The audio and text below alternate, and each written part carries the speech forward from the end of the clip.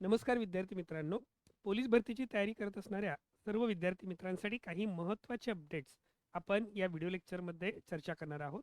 त्यामध्ये सगळ्यात महत्त्वाची आणि आनंदाची अपडेट अशी आहे की 2026मध्ये महाराष्ट्र पोलीस दलामध्ये 20,000 पोलीस शिपाई पदांची भरती होणार आहे.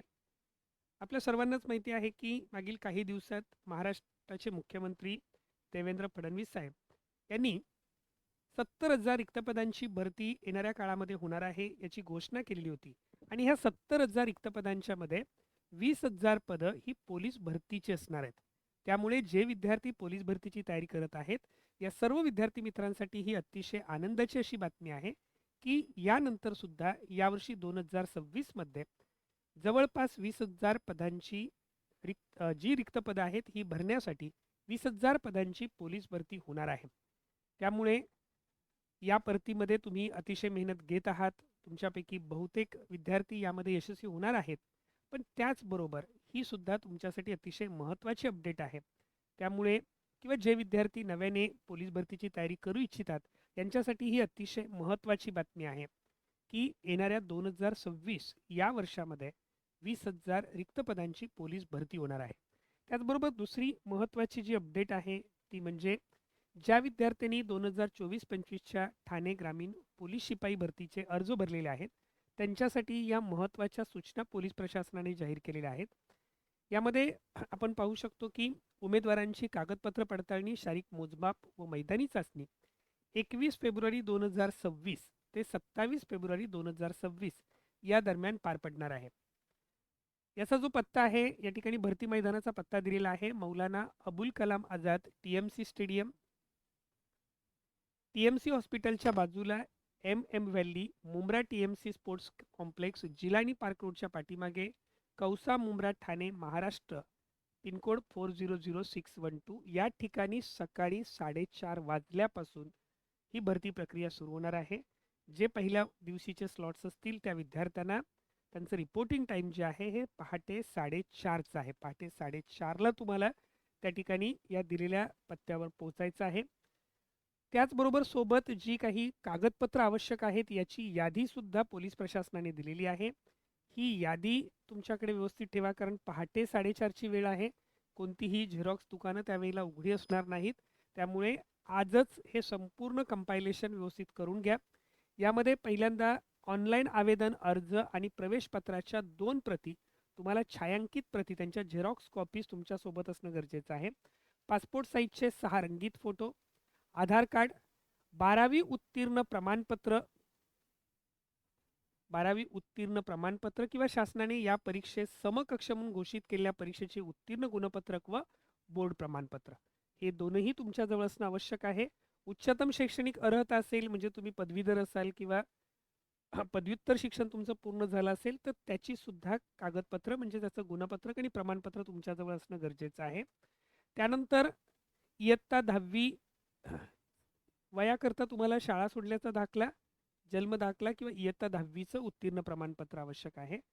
त्यानंतर जर समजा तुम्ही मागास प्रवर्गातून अर्ज भरला असेल तर जातीचं प्रमाणपत्र, त्याचसोबत अधिवास प्रमाणपत्र डोमेसाईल सर्टिफिकेट असणं गरजेचं आहे.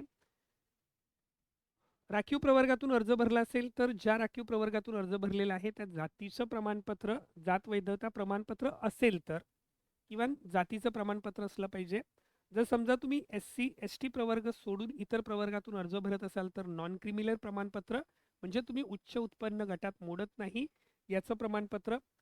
आर्थिकदृष्ट्या दुर्बल घटकांचं जे प्रमाणपत्र EWS सर्टिफिकेट जर तुम्ही त्या प्रवर्गातून अर्ज भरला असाल तर प्रकल्पग्रस्त किंवा भूकंपग्रस्त असेल तर जिल्हा पुनर्वसन अधिकारी यांच्याकडचं त्या स्वरूपाचं प्रमाणपत्र.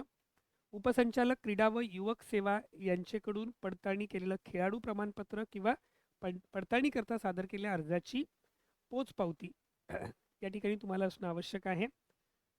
गृहरक्षक दलाकरता म्हणजेच होमगार्डचं प्रमाणपत्र तुम्हाला असणं गरजेचं आहे. जर समजा तुम्ही होमगार्डमधून फॉर्म भरलेले असतील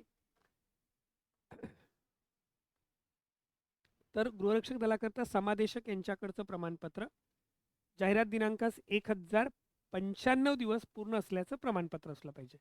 अंशकालीन कर्मचारी म्हणून अर्ज भरला असाल तर अंशकालीन कर्मचाऱ्याचं प्रमाणपत्र, पोलीस पाल्य प्रमाणपत्र, माजी सैनिक उमेदवारांकरता डिस्चार्ज कार्ड, आर्मी ग्रॅज्युएशन किंवा तत्सम प्रमाणपत्र, अनाथ आरक्षणासाठी निवड केली असेल तर अनाथ प्रमाणपत्र, नावात बदल केला असेल तर त्या प्रकारचं जे गॅझेट आहे किंवा शासकीय राजपत्र, प्रतिज्ञापत्राची प्रत असली पाहिजे.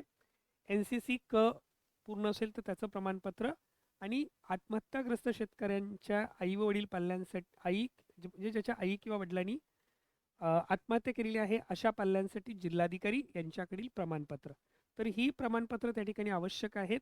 जे विद्यार्थी ठाणे ग्रामीण पोलीस शिपाईसाठी अर्ज सादर करत आहेत किंवा सादर केलेले आहेत अशा सर्व विद्यार्थ्यांनी ही सर्व कागदपत्र सोबत ठेवायची आहेत आणि 21 ते 27 दरम्यान ज्या दिवशी तुमचं शारीरिक चाचणी परीक्षा असणार आहे त्या दिवशी ह्या सर्व कागदपत्रांसह तुम्हाला त्या दिलेल्या पत्त्यावर हजर राहावयाचं आहे. पोलीस भरतीची तयारी करत असलेल्या सर्व विद्यार्थ्यांसाठी हे दोनही अपडेट अतिशय महत्त्वाचे आहेत. जे विद्यार्थी नव्याने परीक्षा देणार आहेत त्या विद्यार्थ्यांसाठी ओमकार अकॅडमीच्या वतीने मार्गदर्शन वर्ग देखील सुरू होत आहेत. त्याचबरोबर जे विद्यार्थी यावर्षी पोलीस भरतीची परीक्षा देत आहेत आणि ज्या विद्यार्थ्यांचं फिजिकल झालेलं आहे अशा सर्व विद्यार्थ्यांसाठी ओमकार अकॅडमीच्या वतीने ऑनलाईन आणि ऑफलाईन फास्टॅग बॅचेस सुरू होत आहेत. त्याचबरोबर आपण यूट्यूब फ्री बॅचसुद्धा 26 फेब्रुवारी 2026 पासून घेत आहोत. याचाही विद्यार्थ्यांनी अवश्य लाभ घ्यावा. त्याचबरोबर 2026ची पोलीस भरतीची परीक्षेची तयारी करणाऱ्या विद्यार्थी मित्रांसाठी लेखी व शारीरिक चाचणी परीक्षा दोन्हींचीही तयारी करून घेतली जात आहे. त्याचाही अवश्य फायदा घ्यावा. पोलीस भरतीची तयारी करणाऱ्या सर्व विद्यार्थी मित्रांना तुमच्या परीक्षेसाठी खूप खूप शुभेच्छा. धन्यवाद.